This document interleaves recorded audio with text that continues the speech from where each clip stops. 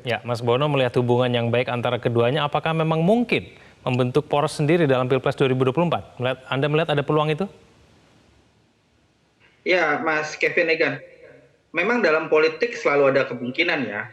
Kan politik itu sendiri ada art of possible gitu ya. Tapi seberapa besar kemungkinan itu bisa terjadi? Nah, itu kan yang harus kita lihat dengan cermat gitu. Ya. Sebenarnya wacana peleburan berkoalisinya antara Pak Prabowo dengan Pak Ganjar itu kan sudah sempat muncul di akhir tahun lalu.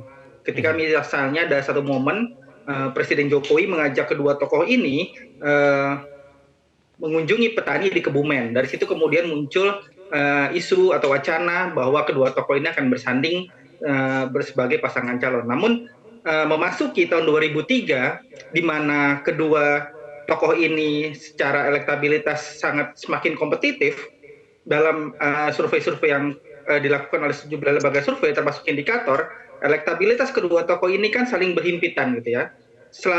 Hampir selalu dalam rentang margin of error gitu. Nah, kemudian juga karena itu dengan sendirinya wacana berduetnya dua tokoh ini kemudian agak meredup hingga kemudian beberapa minggu lalu dilontarkan oleh petinggi PKB Pak Jazilul Fawait bahwa ada kemungkinan dua poros dengan bersatunya Pak Ganjar dengan Pak Prabowo. Tapi saya melihat kalau kita melihat dinamika hari ini dan data survei hari ini, rasanya sulit membayangkan kedua tokoh ini akan bersanding. Pertama, dari sisi Pak Prabowo, dari sisi Partai Gerindra, ini adalah momen yang baik bagi Pak Prabowo dibandingkan misalnya pemilu 2019 lalu dalam hal memenangkan pemilihan presiden mendatang. Karena kita lihat Pak Prabowo saat ini elektabilitasnya sangat bersaing, dan kalau kita lakukan simulasi head to head, andai kata Pilpres dilakukan 2 putaran, itu Pak Prabowo memiliki kemungkinan untuk unggul.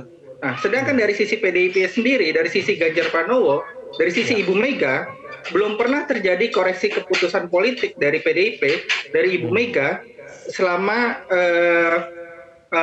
Pilpres berlangsung di era reformasi gitu ya.